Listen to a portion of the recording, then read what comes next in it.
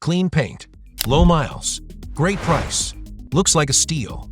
It is a steal, just not the kind you're hoping for. A bad transmission runs $3,000 to $6,000. In most cases, that's more than the car is worth, and you will not feel it coming on a test drive. These things are designed to fail slowly, right after the warranty expires, and right after it becomes your problem. 10 cars, 10 transmission nightmares, all backed by Consumer Reports. Let's go. Number 10, 2012 to 2013 Chevrolet Traverse. Let's start with a car that looks like the perfect family hauler, the 2012 and 2013 Chevrolet Traverse.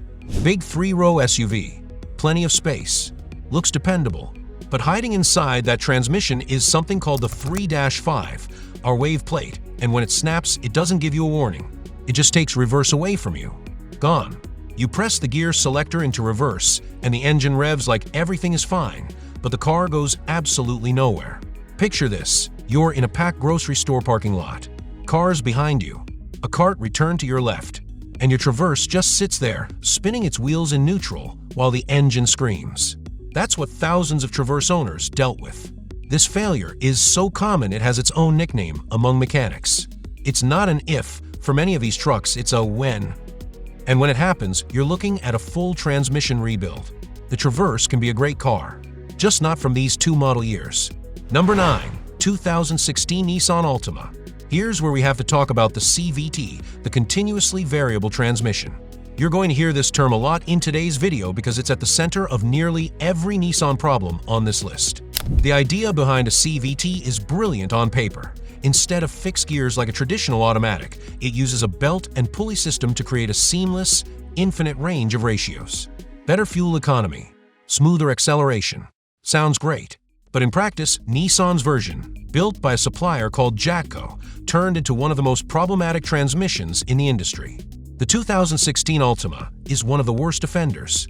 Between 42,000 and 77,000 miles, what owners and mechanics call the death zone, these CVTs start to shudder violently. Not a subtle vibration. We're talking a full-body shake at highway speeds, metal-on-metal grinding inside the transmission, and a car that feels like it's about to fall apart underneath you. Nissan extended the warranty on some of these vehicles, but if you're buying used and that window has already closed, the repair bill is yours. Don't buy a 2016 Altima without a full transmission inspection first. Number 8, 2011 Nissan Rogue. With the Rogue, you'll usually hear the problem before you feel it. The 2011 Rogue CVT starts making a high-pitched whining noise at highway speeds.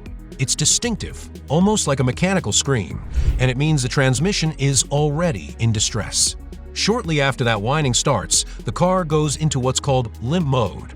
That's a fail-safe the car's computer triggers to protect the drivetrain. It cuts power dramatically, limits your speed to something like 20 or 30 miles an hour, and basically forces you off the road. The problem is most used car buyers won't test drive these cars on a highway. They do a loop around the block, everything feels fine, and they hand over the cash. Then 3 weeks later, they're on the interstate, and suddenly their Rogue is doing 25 miles an hour in the right lane with hazard lights on. If you're looking at a 2011 Rogue, take it on a sustained highway drive before you commit.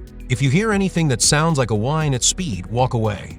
Number 7, 2014 Infiniti QX60. Here's the trap a lot of buyers fall into. They assume a luxury badge means a more reliable car. With the 2014 Infiniti QX60, that assumption will cost you. Strip away the leather seats and the premium badge, and what you're looking at is essentially a Nissan Pathfinder with an upscale interior. And underneath it, the exact same Jatco CVT that's causing problems across Nissan's entire lineup. Now add to that the fact that the QX60 is a heavy, 3-row luxury SUV, and you have the worst possible combination.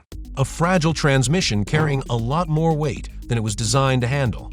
Consumer Reports gave it a 1 out of 5 reliability score, the lowest possible, specifically because of this transmission. People spend $25,000 or $30,000 on a used QX60 thinking they're getting something solid and dependable.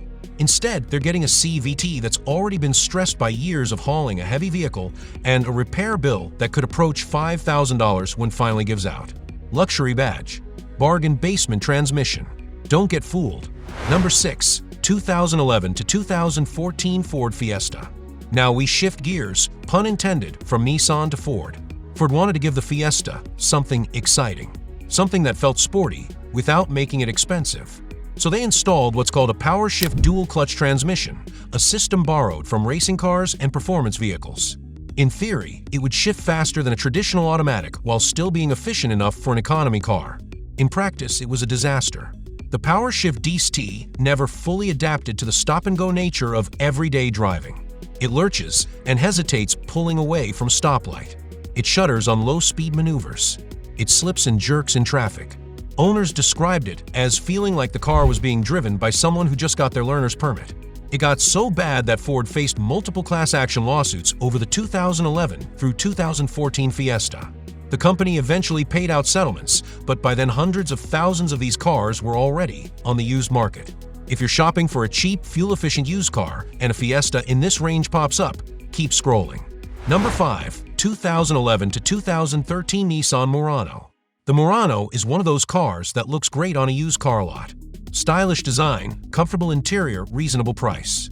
But there's a specific reason these transmissions keep showing up on reliability lists, and it comes down to timing. These CVTs are notorious for lasting just long enough to clear the factory warranty. Right around the 36,000-mile mark, they start to go. The original owner gets rid of it right around the time the problems begin. A second owner maybe gets 10,000 to 15,000 miles before the transmission starts slipping. And by the time a third owner picks it up, sometimes for a price that seems like a bargain, they're inheriting a transmission that's already on borrowed time. That repair? Easily $4,500. Sometimes more. The cruelest part is that the car gives almost no warning. It doesn't start making noise or running rough. One day it's fine. The next day it's not, and you're standing in a parking lot waiting for a tow truck. When you see a Murano from these years priced suspiciously low, that's not a deal. That's the previous owner offloading a problem onto you. Number 4. 2019 Kia Forte. This one is going to surprise you because it's recent. Most people assume newer means more reliable, and usually that logic holds. But the 2019 Kia Forte was launched with a brand new transmission technology that Kia called the IVT, their version of an intelligent variable transmission. And like a lot of brand new technology, it had serious teething problems right out of the gate. We're not talking about high mileage failures here. We're talking about cars failing on the drive home from the dealership. Buyers reported sudden loss of power and complete transmission failure at around 4,300 miles. For 1,300 miles, the car was barely broken in. Some owners were left stranded on the highway within weeks of purchase. It's one thing when a 10-year-old car with 120,000 miles breaks down.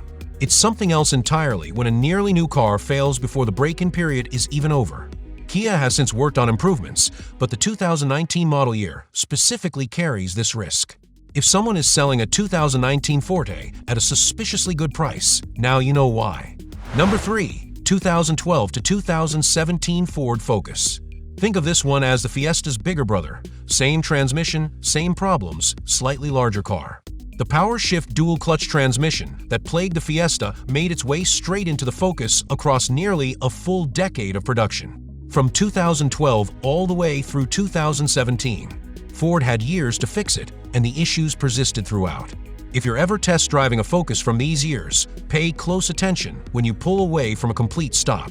Does the car hesitate for a second before moving? Does it shudder or jerk? Does it feel like it's hunting for the right gear? Any of those things is your sign to end the test drive and move on. This isn't a minor annoyance that you can learn to live with. It's a fundamental flaw in the transmission design, and over time it accelerates wear on internal components until the whole thing needs to be replaced. The Focus deserves better than this transmission. Unfortunately, for this entire generation of the car, this is what it got. Number 2. 2013 to 2014 Nissan Pathfinder. In 2013, Nissan made a decision that alienated a lot of loyal fans. The Pathfinder, which had always been a rugged truck-based SUV, was completely redesigned as a softer, more car-like crossover. More comfortable, more fuel-efficient, more family-friendly.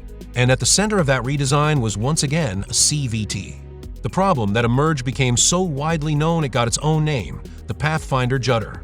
It's exactly what it sounds like, a severe, rhythmic shaking at low speeds. Not a shimmy, not a vibration. A deep, mechanical shudder that runs through the entire car.